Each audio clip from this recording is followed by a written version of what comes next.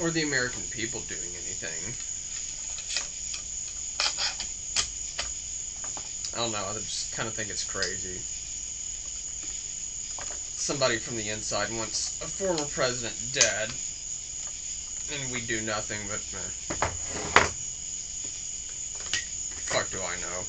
I'm just a dude working on a camper.